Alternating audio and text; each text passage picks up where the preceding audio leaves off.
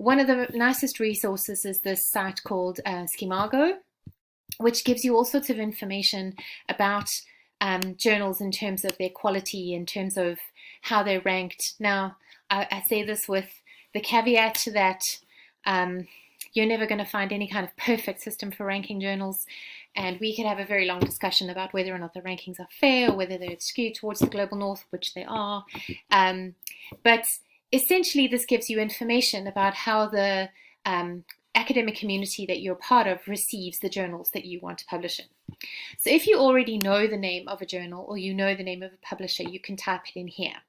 But let's say, for example, you're writing a paper about aquaculture and you don't actually know exactly where you want to publish, but you want to find out what kinds of aquaculture journals there might be that you could look at.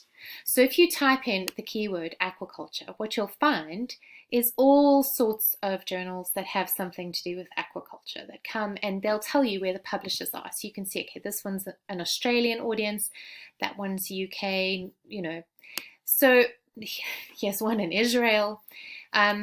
So maybe you then think, quite like the idea of maybe aquaculture science. So let's click on that one and find out more about it. Now, when you come to this page, this will give you all of the information about this journal. It's a domestic journal published in either English or Japanese. Domestic means it is really very focused on studies that are happening in and about Japan or countries around Japan.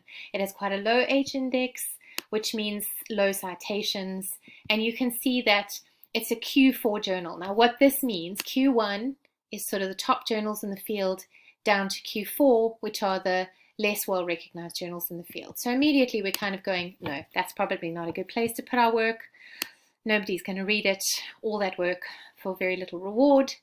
Maybe what I would rather do is look at, okay, my paper's really about feeding little abalone in it's aquaculture nutrition. So let me see. Oh, look, the nutrition of cultivated aquatic animals. Okay, so that fits in with my study of abalone and what to feed abalone to make them grow nice and big.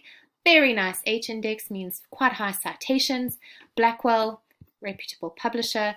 The journal's been going for quite a long time. So here you can see that since 1999, this journal has actually been very highly ranked by the field, which means high numbers of citations per document, external, not self-citations by authors, but actually other people citing them, quite a high level of international collaboration amongst the authors, and growing citations over the last few years. So it's a Q1 journal in aquatic sciences, which with quite a high impact factor. So actually, quite a nice journal to think about publishing your work in. So now you're going to click on the home page, you're going to go to Wiley Blackwell, to their online site, and you're going to find out more about this journal. So what was it called again? Let's have a quick look. It was called Aquaculture Nutrition. So I'm going to type in here Aquaculture Nutrition, and I'm going to find out from their homepage what's going on in this journal. Now, this is a really important step. You need to come here to look at what are they publishing. So you can see their most cited articles and you can see their most recent articles. And you can see the kinds of things that they're publishing. You can see where the people who are publishing in this journal are coming from. You can look at recent issues.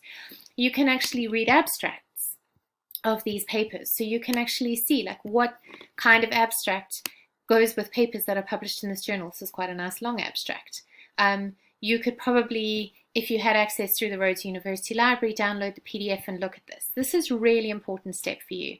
You have to research the journals that you're going to publish in really carefully so that you make sure that you don't send your work to the wrong place and then spend 3 months waiting for an editor to give you what we call a desk rejection, which is an email saying, thanks, interesting paper, but not for us. And then you've wasted all that time. Whereas if you do this research really carefully, you're going to find that you're putting your work in the more useful places and that you're probably going to limit the amount of time you spend frustrated because you're not getting the results you want.